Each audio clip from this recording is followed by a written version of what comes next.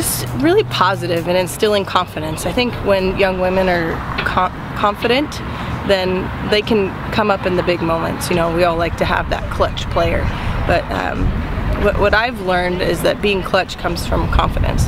So I would say there's a lot of travel ball coaches out there that like to, you know, instill fear and bark and holler and things, and there's definitely a time and a place for yelling or holding people accountable, but I think overall, you know, commending your athletes when they do things well and setting them up for success. You know, we challenge our athletes every day, and I might have a player that struggles the entire fall, but by the time season's over, my hope is that she has confidence in what she's doing because she's been pushed so hard. You know, and then we reward, you know, verbally reward when they find success. You know, really making sure that you're not just saying something when they're failing, but also speaking to them when they're finding success. They need to be themselves first and foremost. The thing that drives me nuts is the player that puts on the facade and, you know, looks this type A and then gets to me and is a different person. You know, it's kind of like preparing for an interview. You don't want to be someone you're not. You should sell yourself. You know, confidence is a big thing. You know, I'll be really honest. The way you carry yourself and body language is huge. If you're slumping around and not hustling and looking like you don't want to be here, then you may as well go home, because we're not going to look at you. So hustle, heart. I love interacting with players that are more outgoing, which not everyone is. So don't be a fish if you're not a fish. You know. Players that are more outgoing, I love when they come up and talk to me and, hey, I'm so-and-so and it's great to be here, this is my dream school. I love hearing that at the beginning of camp. But be real about it, be honest. You know, if it's not your dream school, don't say that, right?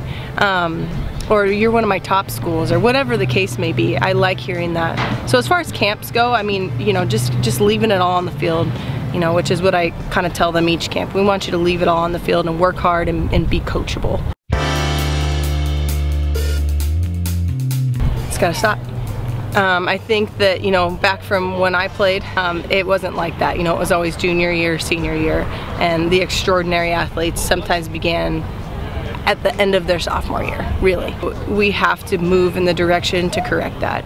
And unfortunately, you know, there's no fingers to point. It's a whole thing, and it's got to come from the top. So, you know, Division I head coaches have got together and we're working in that direction. Collectively, we agree on that. You can't just say, hey, you know, Oklahoma, Florida, I'm just naming, you know, the teams that were in the World Series at the end, but you can't tell those to just stop, because then someone over here is going to continue to do it, you know, because everyone's trying to keep their job and win a championship.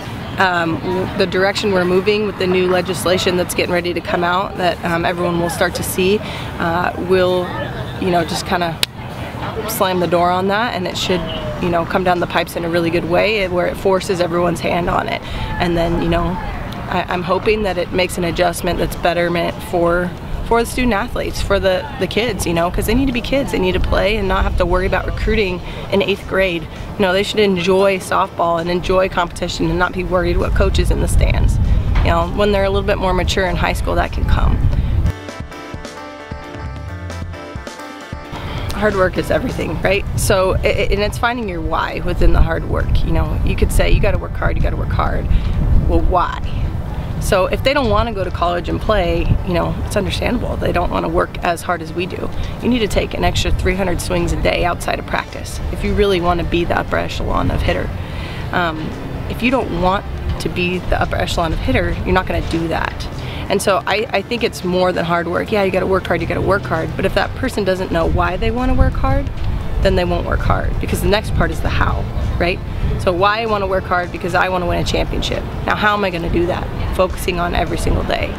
So I think that, you know, creating some direction for the young student athletes before they get to college, you know, letting them kind of understand the process and, you know, put it up on their wall or on their mirror every day, you know, whatever their slogan is, a quote, or whatever drives them to do that, then that will help. I mean, we all have days where we don't want to get out of bed.